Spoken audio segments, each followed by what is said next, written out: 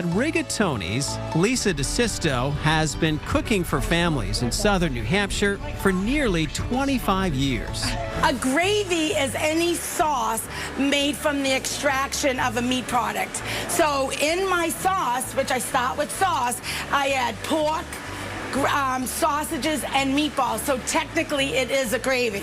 Everything is made to order. So you call up and you want a broccoli and chicken, a shrimp scampi, bang, we start the order. It comes ready to you in 10 minutes, hot and ready. Comes with salad and bread. You pick up and you take it to go. The idea came to her as a busy working mom with deep Italian roots. I just said, oh, I wish I could get something other than a drive-through dinner. And I said, you know, I'm going to take my skills and my family values of what I cook every night and just make it for takeout. Rigatoni's kitchen isn't much different than your typical big family gathering spot. Leon, how's those meatballs over there? They're all done? Did you roll them nice and tight? All right, I got a kid's mac and cheese, a sago spinach and ricotta calzone, and a mozzarella stick, please. Chaos, organized chaos. It is like coming into my kitchen. It's an Italian kitchen. There's a lot of yelling and screaming and laughing and fun, but when it comes to food, we're very serious because food is serious in our family. I'm gonna add a little bit of butter. Although maybe that's a little bit more than a little, but that's okay. Butter is flavor. For me, food is love, I guess, or love is food. Out of her grandmother's 9 grandchildren, Lisa was the only girl. Her grandmother and her mother taught her how to cook. Her mother even helped out at Rigatoni's before she passed. I'm the one that has all the recipes, and I feel like I have a duty to carry this tradition on.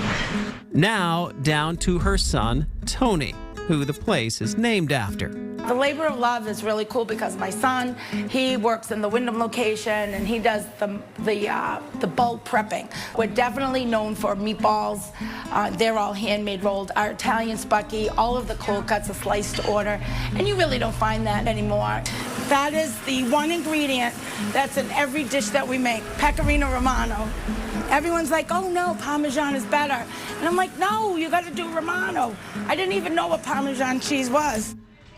Last year, Lisa beat cancer, but that hasn't slowed her down. If anything, it reminds her of how important her work is. It's not just about getting dinner on the table.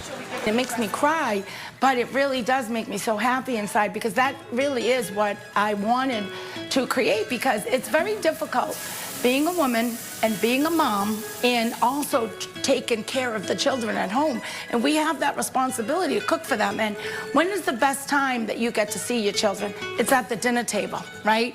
Everyone is doing soccer, football, homework. It's just crazy.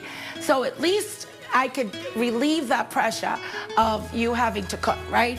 It's all prepared for you. Here you go. And you don't have to be embarrassed about it because it's as if you made it.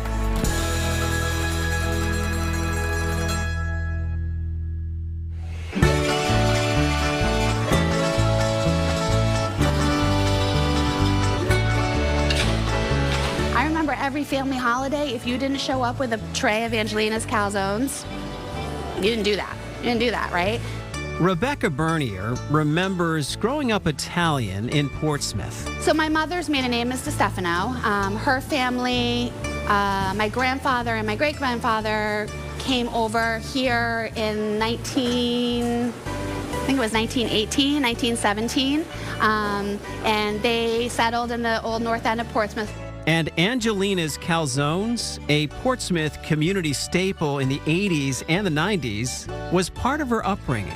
I remember what that tasted like. I remember what that looked like. I remember going into the store and what that smelled like as a kid. The original owners of Angelina's sold the business in 1997, and it closed up shop for good in 2005, leaving a hole in the Portsmouth culinary scene until COVID, when Julie Gagne, one of the owner's daughters, started making them out of her home for takeout. She's like, I'm not doing this like forever. She's like, this isn't gonna last. And I said, well, it can't go away. So I left her house and was driving home, drove past this market, and there was a for sale sign. And I got to my husband and I said, listen, I'm leaving my corporate career of 30 years and I am opening up an Italian market and grocer and selling Angelina's calzones again. He just looked at me. He was like, are you out of your mind? I go, yes, but it's a good idea, right? Fast forward to 90 calzones a day later, and yeah, Portsmouth thinks it's a good idea. It basically looks like a burrito. People think of a calzone as like a half pizza, right? Or like a half moon with ricotta, yes, all of these things. So this is just the Angelina's version of the calzone. Porto's the mixed. Yeah. The nostalgia is very, very strong here. I mean, we've had phone calls, people sending us messages literally every day telling us stories about how somehow Angelina's has been woven into their life. People may come for the calzones, but DeStefano's Market on Middle Street has it all. This has been a community market for over 50 years. I mean, I grew up 2 streets away from here and sat on the front steps of this store every day after school with my friend and drank Blue Slush puppies and ate candy. It just felt like the right thing to do. From prepared foods, baked goods, and Italian to-go items, the market also has your typical grocery items, including pasta, tinned fish, and lots of specialty items with an Italian flair. So I'm not a cook, I'm not a chef. I know what I like to eat, great. But I felt like there was a way to kind of honor my family, give the community something that they needed and wanted.